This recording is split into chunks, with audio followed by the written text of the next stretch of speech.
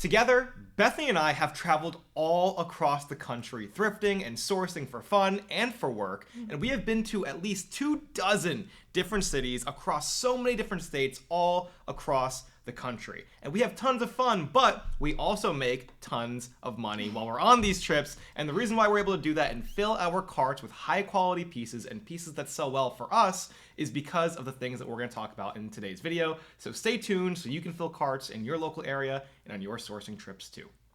Hey everyone, my name is Bethany. And my name is Sean. And together we are Trash Pandas Thrift.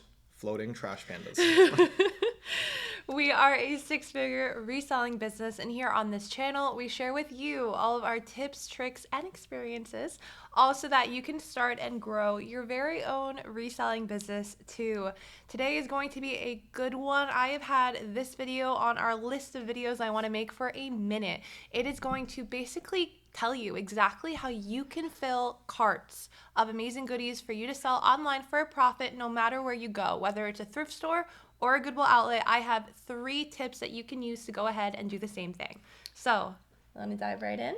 Yeah, let's do it. I'll introduce it. You can talk about it. Cool. The first thing that we're going to talk about today is knowing how to sell items that other people don't know how to sell, can't sell, or just won't sell, which is kind of crazy to me because most things can make money. We actually know some sellers from a long time ago. I don't know if they're still active, but there was people selling like Union Bay and Old Navy men's shorts online and making a ton of money doing it. So I really like talking about this topic because, as you guys know, if you watch our videos, the ones that I'm in at least, I'm all about the dollar bills, baby. So let's go ahead and let Bethany talk a little bit about knowing how to sell things other people don't. This is pretty much the tagline of what we do, right? The tagline of what Trash Pandas Thrift is, what I love to say is we literally take trash and we turn it into cash. And I say that fully proud, right? Like, I'm not calling the things we sell trash. I am saying that we sell items that others can't, don't, or just don't know how to, right? And honestly, a large part of it is that third part. It is because truly they don't know how to, or maybe you don't know how to either. And that's why I want to sit down and show you how. You're going to need 3 things. The first thing is super important. You can't do this unless you have a strong command of keywords. Not just any keywords, right? Not like the color of a shirt or the type of sleeve. No, I'm talking about very specific keywords that give a lot of strength to a listing. These are commonly referred to as style aesthetics.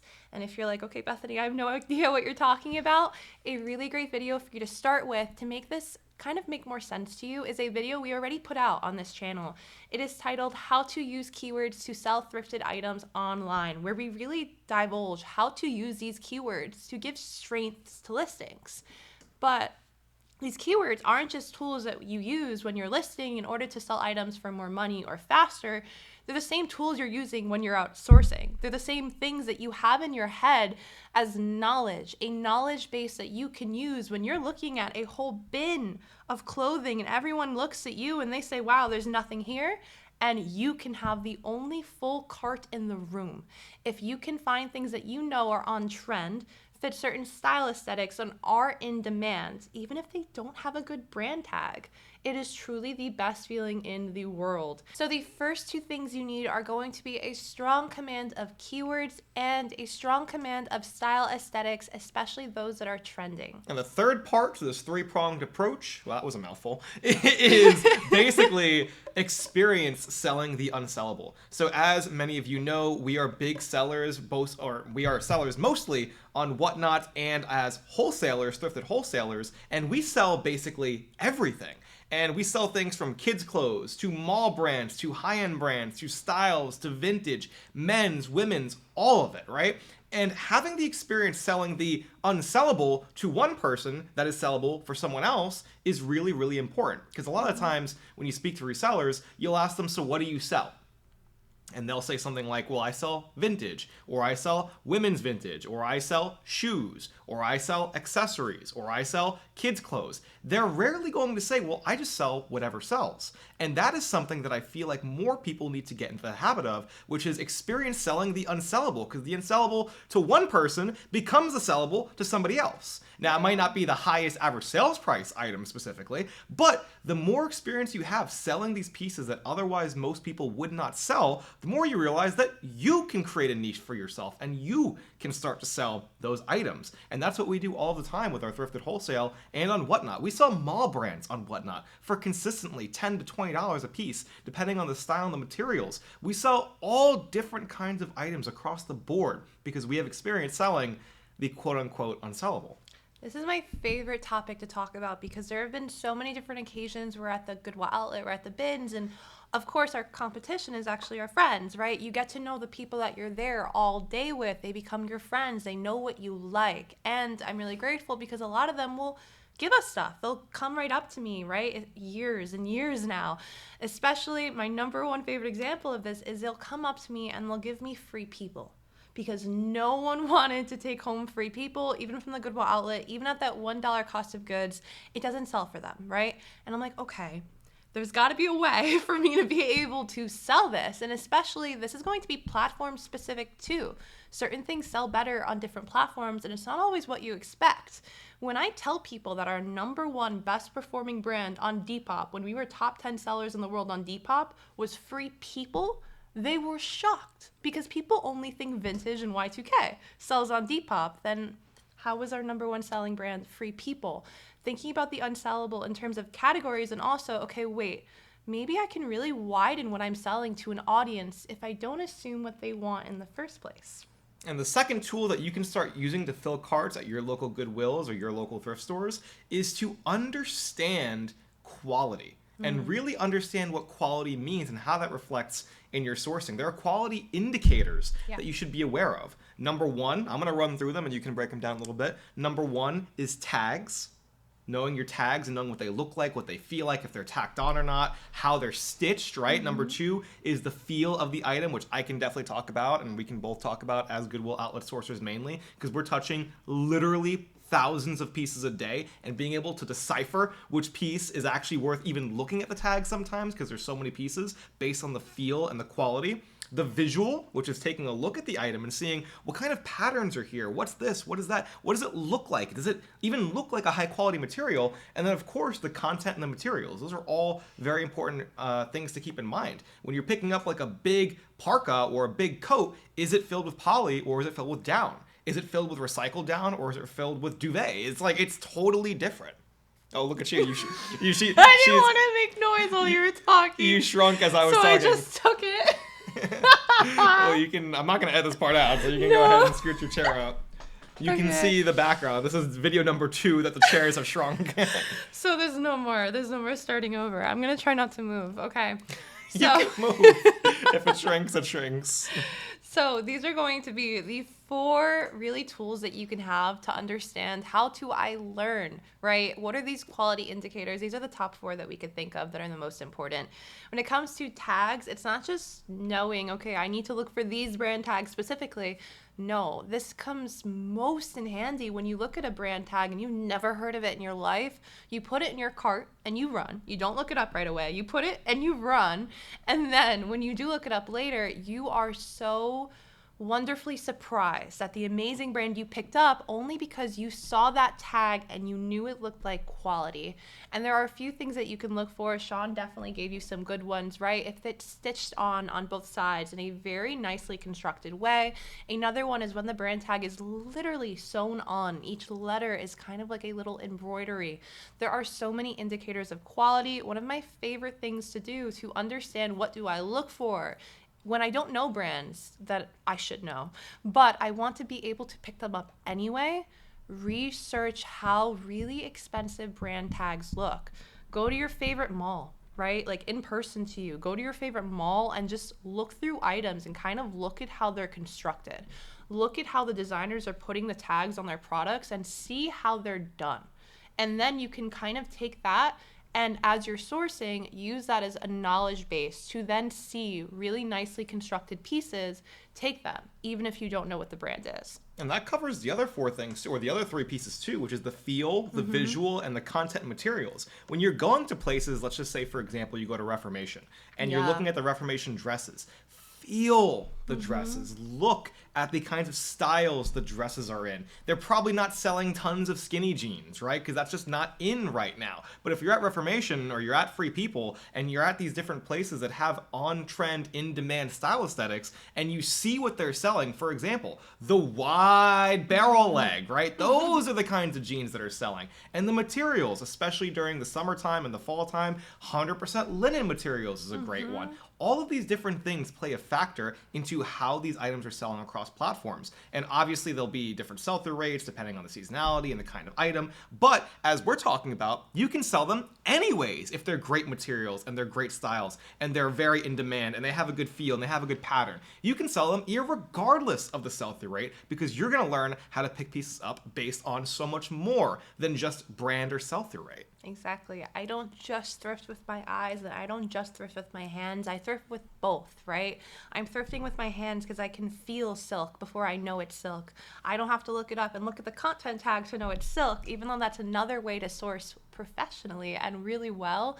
You can be able to feel it over time if you learn what it feels like. Feeling certain materials and knowing it's going to be them before you even open up the content tag is a surefire way to fill carts of high quality items, right? Because we're not just looking for great brands as resellers. Reselling has evolved, and that means we need to look for great styles and great materials too. So knowing how to feel them and then visually identify it as well before even touching them is a whole other aspect of understanding reselling and sourcing that helps you a ton before you even walk in the door. Yep. And then the third thing that we're going to talk about today that will help you fill carts at your local Goodwill or while you're traveling is something that we talk about all the time.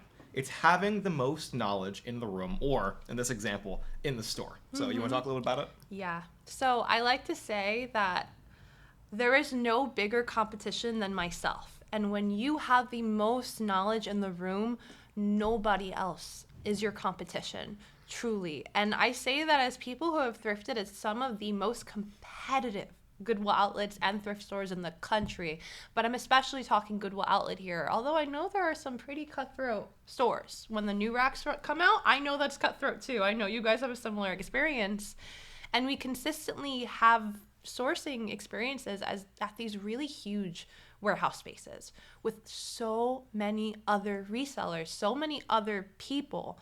And it doesn't matter, because no matter how many people there are, I still walk away with great brands. I still walk away with great styles, and I'm still really happy with the full cart that we get. And there is a reason for that, right? You can go in for the reason, because I am now going to be shrinking. Well, as you lift, you know what? Let me shrink. Hold on. You shrink too. Come on, you shrink. Now we've shrunk together. We've shrunk. Okay, we're shrunk together. This is gonna look so weird now. Yeah, you're right. We gotta put it up. We have to go up. Okay, I'm back up. But this is actually a great thing to talk about. And I'm going to leave this all in, by the way. It's uncut, raw. You can see the experience of the filming. No bloopers. But this is actually really important because while we're sourcing and there's so many other people sourcing there, what we like to talk about is that everyone says that everyone else is their competition. But the reality is, as I mentioned earlier, most people are looking for specific kinds of pieces. Yeah. They're looking for maybe they're even a broader range of seller, right? Maybe they sell like women's, they sell some men's, they sell some shoes, but do they sell vintage? Do they sell Y2K? Do they sell style-based? Do they sell kids' clothes? Probably not. So there's kind of this weird Venn diagram of people who, yes, they sell a certain amount of pieces, but we sell everything they sell. And therefore, we really don't have much competition, because on the days that there's more people looking for brands, we'll look more style-based. On the day there's more people looking for style-based and vintage, we'll pick up more brands and kids' clothes. On the day that there's someone looking for kids' clothes, we'll pick up whatever we can because we know a little bit about everything. Exactly. And that's how you determine whether or not you're going to be a successful reseller with so much competition. Overall, this helps us fill carts everywhere. And you brought up a really great point when you said store resellers, people who go to thrift stores, are always competing for the new racks. That's really, really important, I would assume, right? Because you have to get whatever comes out on the floor is new. But what if you reframed it and you said, I'm going to do that. I'm going to go for the new racks, right? But as soon as I'm done, I'm not going to just wait around. I'm going to go around the store and I'm going to pick up all the pieces that everyone else didn't pick up or left behind, because now I know materials. Now I know styles. Now I know tags. I know what a good tag looks like. Maybe the other competition didn't even know this random Japanese brand that's going to end up selling for $400 or $500, right? You need to have all of these different things, and you will be successful everywhere. Yeah, don't get me wrong. I love to say that we turn trash into cash. I love to call ourselves really passionate style-based sourcers, but don't get mistaken. If you put me in a room and a bin comes out full of designer clothing, I can bet you, not because I'm arrogant, because I am not. I am not what I would consider an arrogant person. I would know probably most of the brands in that bin because I have truly taken the time, and I want to be the person who has the most knowledge in the room about everything. I don't want to be the person who can only sell vintage or style aesthetic pieces. I'm also the person that no matter what comes out in that bin, I'm going to grab whatever I can make money on as I shrink. I'm gonna go down a little bit. All right. I'm staying like this. Yeah, she's gonna stay like that. I'm gonna stay like this too. Like this. I'll probably crop it a little bit so it's a little bit lower. And I know this is a little funny to think about because it seems like it's two completely different ways of sourcing, but it's not. It's truly not. It goes hand in hand when you know a little bit about everything. And I'm not saying you have to be an everything sourcer, but when you take information on what you have learned and digested about what's trending this fall, what's trending this winter, and you also have this really great brand Rolodex of great brands that you pick up, either their high sell-through rate or they have a great average sales price, now you can influence that with the style-based knowledge that you have to not only pick up great brands, but great styles in those great brands as well, and vice versa. You need both. Like we talk about in so many other videos, you need the knowledge that other people don't have or they're just still working on. It means you need to know the niche brands that no one else does. And even if you don't know them, you need to be the person who knows how to recognize them. That's what I was going to say. I was going to say, because while Bethany doesn't want to brag that she knows all these different brands, she actually knows she can recognize them. I'm not going to brag and say I know the brands because I certainly don't know the brands, but I would still pick up those pieces because I understand quality materials, I understand quality tags, I understand quality fabrics and how they feel and how they look and patterns and all the things we talked about earlier. And so I would still pick it up and take a look at it later and actually comp and look things up later, but I would still pick it up while it comes out, even without knowing, because I already know. And that is part of the knowledge. And the last part of having more knowledge is having experience, because experience brings about more knowledge over time. So the more experience that you have doing this, the better that you get at it. The first time you ever drove a car, I can bet any amount of money you probably didn't drive very well. You probably didn't even know how to turn the wheel the right way. You were doing this, like when they teach you how to drive, how to do the hand over hand. You were probably doing the crossed arm. Is that why I can't drive? No, you can't drive because you don't have the experience. You have to have the experience of doing it over and over and over again, right? It's these things that when you first started doing it, you weren't very good at it. Well, if you've never actually experimented with looking at tags or looking at styles or tried selling different styles with different keywords and different trending aesthetics, then you don't have the experience behind it to understand if it works or not, or what sells well for you or not. So the more experience that you have in the game, the more time in that you eventually have, the better you will get and the more knowledge you will have, and it feeds into itself and it snowballs, and then you become this mega reseller. Yeah, these are the 3 strategies that I'm sharing with you because they are truly what we use every day. And it works for us. And the only reason I know that is because we have fine-tuned our strategy. From where do I go when I walk into the thrift store in the morning? What is the second thing that I do when I walk into the thrift store in the morning? How do I dig in the bin? What do I look for first? Those are all things that I have honestly experimented with, failed and tried again until we refined our own strategy. And honestly, my strategy is different than Sean's. We have slightly different strategies too, right? Because at the end of the day, refining your own strategy can only come from experiencing. Yes, the clothing flying in the air. That's not either of our strategies. It's not our strategy at the Goodwill Outlet. I think we've talked about our strategy at the Goodwill Outlet before. And that comes through experimenting and time and seeing what actually sells well for you, because I don't want you to fill a cart of things that sell great for me.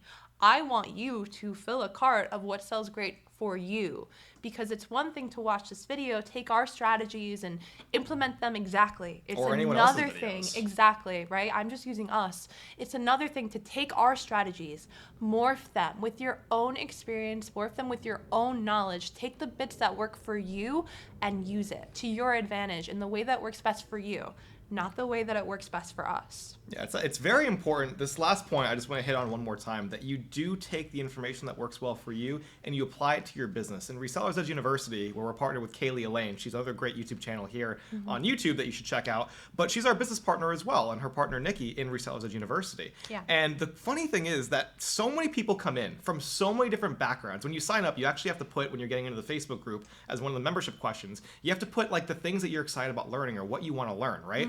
And you see people coming in for style base, you see people coming in for brand knowledge, you see people coming in for accountability and all these different reasons. But at the end of the day, the point of the group and the whole point of watching content like this, even on YouTube, is that you take what works, you take it and you put it into your business, you plug it in, and you see if it works for you. And then if it doesn't, you plug it out and you try something else and you plug it in and see if that works for you. So you're gonna have to mix and match all these different strategies and see what works. But at the end of the day, if you have great command of knowledge of brands, if you know how to use keywords, you know trending style aesthetics, you have experience selling the unsellable, you know tags, feel, visual, the content, materials, all these things will allow you to have such a broader, diverse range of knowledge that will allow you to apply it into your business and experiment to make more money and grow your business. We made it number 3, but as you can tell, because we've said the word knowledge every single time that we did 1, 2, and 3, it's knowledge, right? Yeah. The only way that you fill a cart anywhere you walk into is by your own knowledge, whether that comes from knowing quality indicators, knowing style aesthetics, knowing keywords, knowing great brands. It's all your knowledge base. And you're increasing it right now by watching this video. And whether you know it or not, subconsciously, the next time you walk into a thrift store, you're going to look at a tag, you're going to look at it, you're going to give it that second look. You'll be like, huh, Bethany did say something about a sewn on tag in a specific way. Yeah, you know what? Don't go to a thrift store and feel the materials.